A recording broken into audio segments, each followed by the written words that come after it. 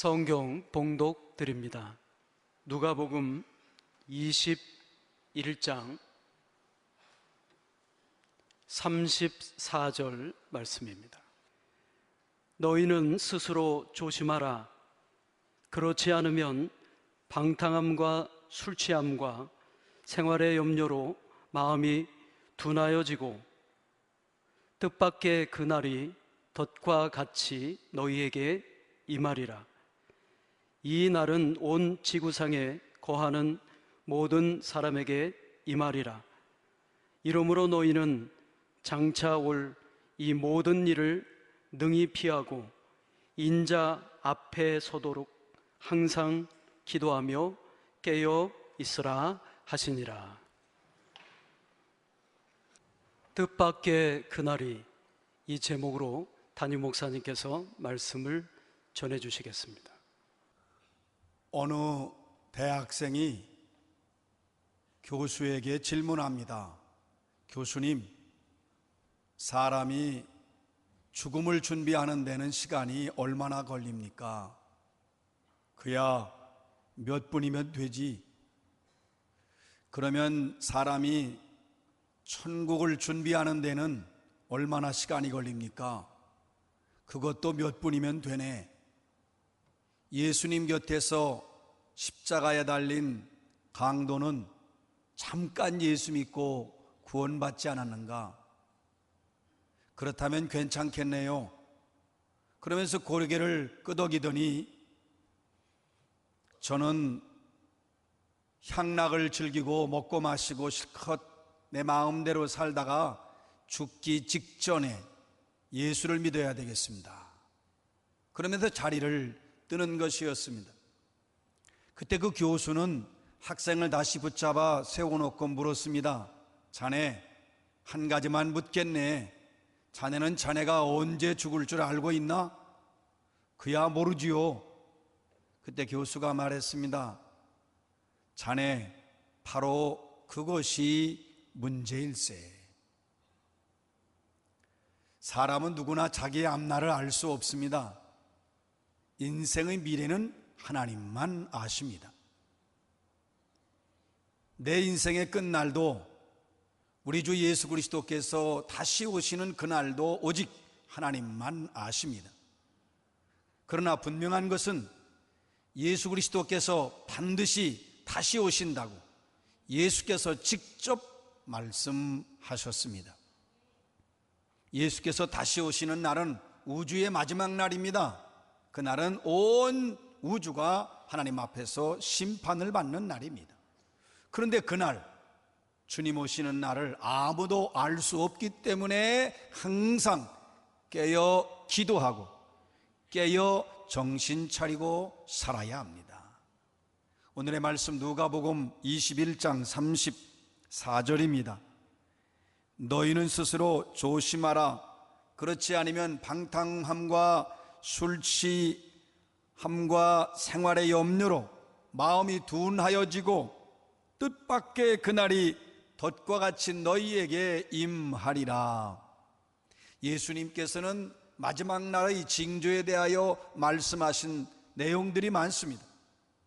그 가운데 무화과나무의 교훈을 말씀하셨는데, 무화과나무, 다른 나무에 싹이 나면, 잎이 돋으면 여름이 가까이 온 줄 자연스럽게 아는 것처럼 이러이러한 징조들이 있으면 하나님 나라가 가까이 왔음을 알아야 한다고 하셨습니다.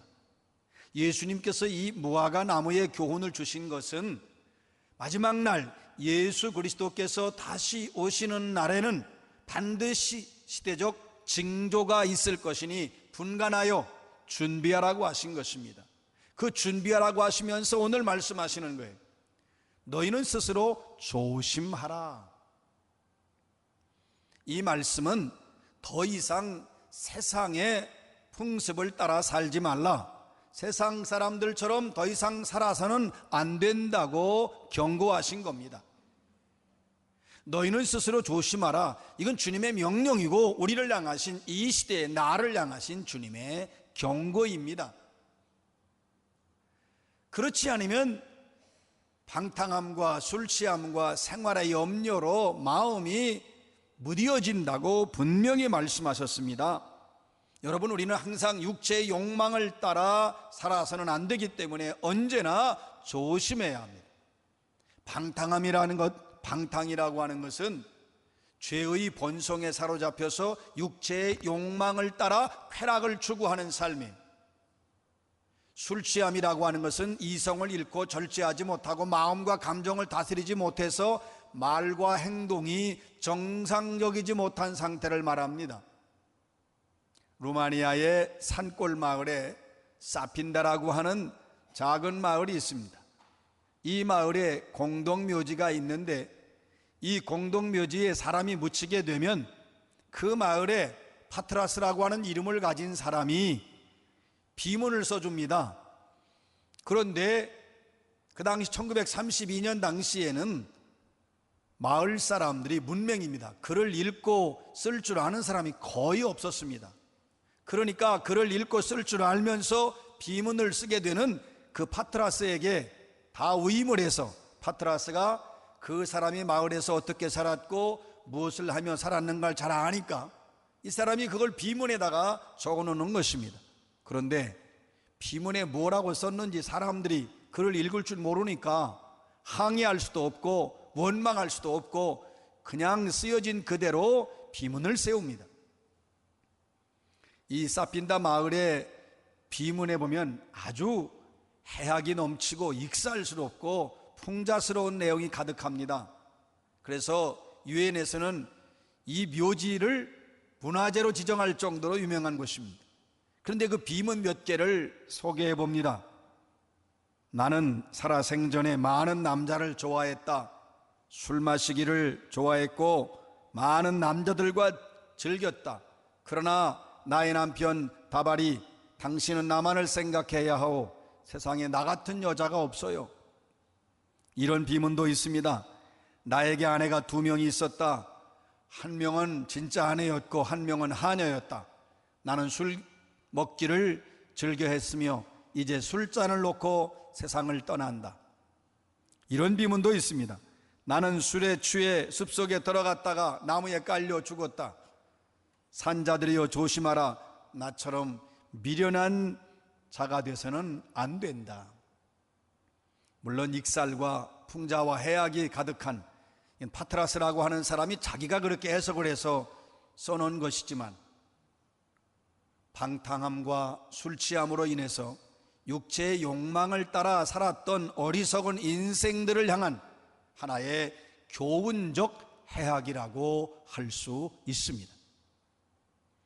이처럼 방탕함과 술 취함에 빠져 절제하지 못하면 마음이 무디어집니다. 감각이 없어요. 영적으로 감각이 없습니다. 양심이 마비됩니다.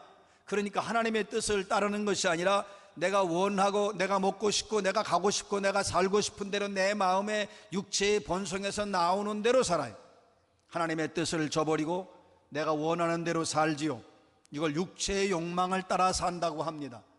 여러분, 그리스도인들 가운데도 예수를 만나고 예수가 목적이요 전부라고 믿고 생각하는 사람들 가운데도 상당수의 사람이 육체의 욕망에 사로잡혀 살아갑니다. 그런데 그렇게 살다가 마침내 하나님의 뜻을 거역하고 자기 육체의 본성에서 나오는 욕망에 따라 살다가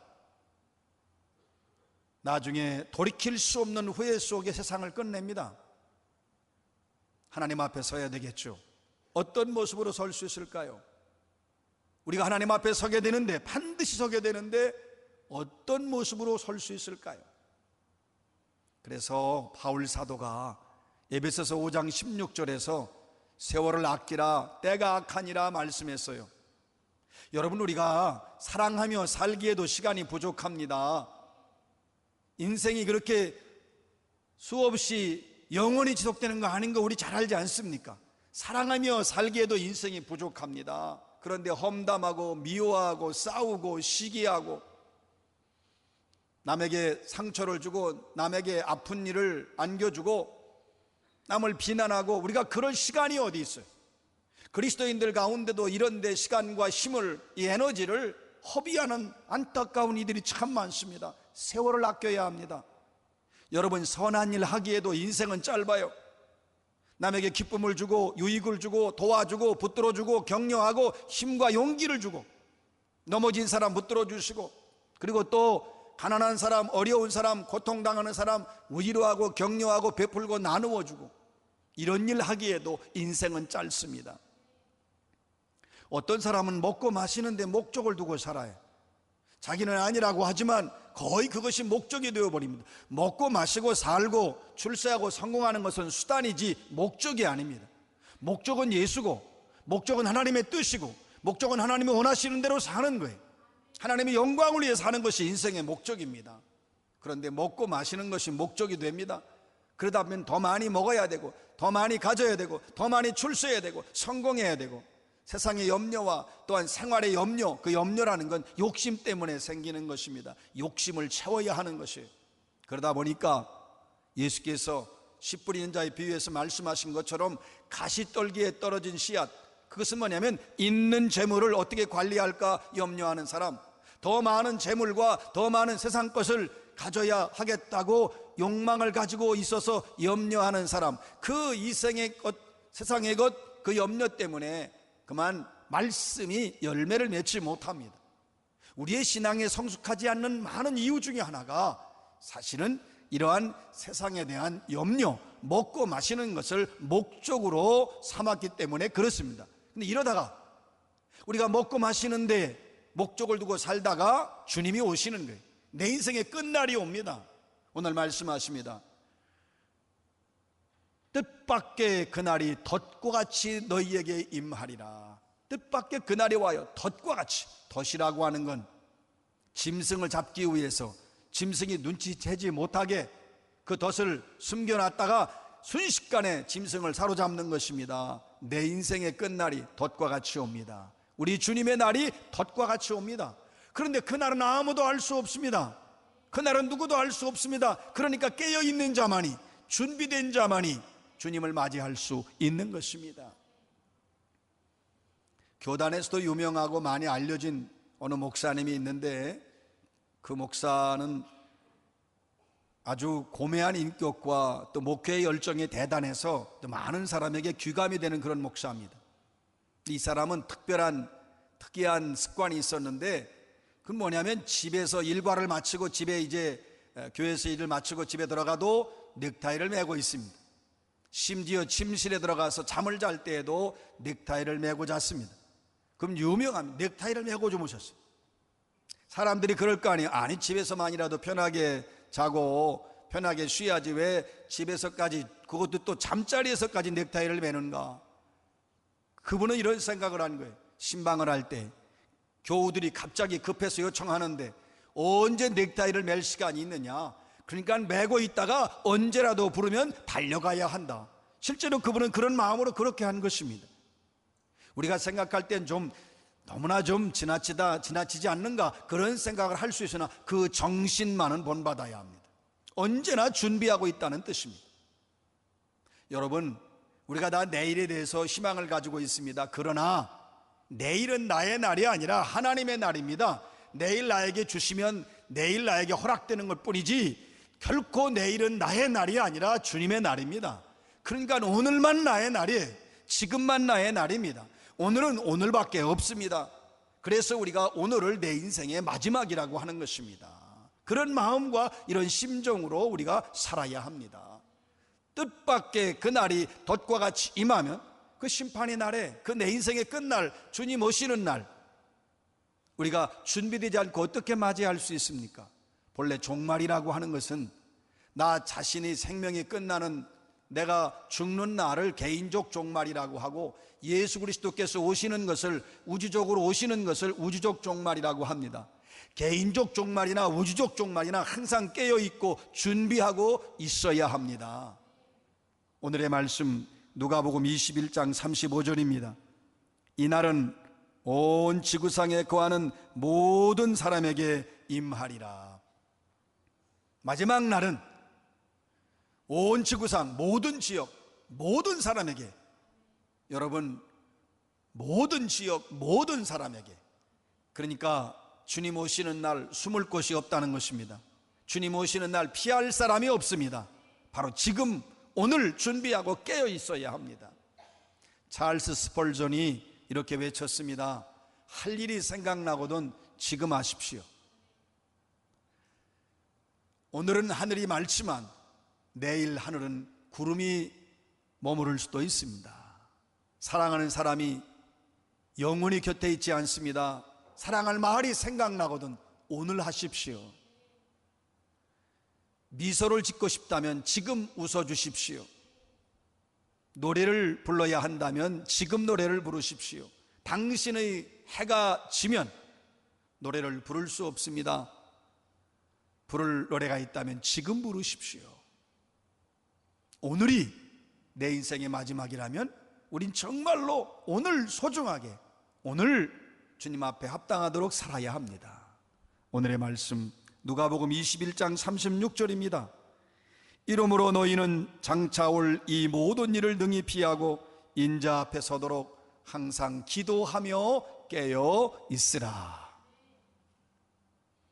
심판을 피할 수 있는, 심판 앞에 당당히 설 수 있는 준비가 필요한데 예수님은 말씀하시기를 항상 기도하고 깨어 있으라. 항상 기도하고 깨어 있으라. 그것이 주님 맞이할 마지막 주님 앞에 서게 될 때에 부끄러움이 없이 합당하게 설 수 있는 자세라고 말씀합니다. 그러니까 우리는 항상 기도하고 깨어 있어야 합니다. 여러분, 영적인 잠에 빠져 있다면 우리 모두는 그 잠에서 깨어나야 합니다. 근데 문제는 내가 영적으로 잠자고 있다는 걸 깨닫지 못하는 데 있습니다. 영적으로 민감해야 합니다.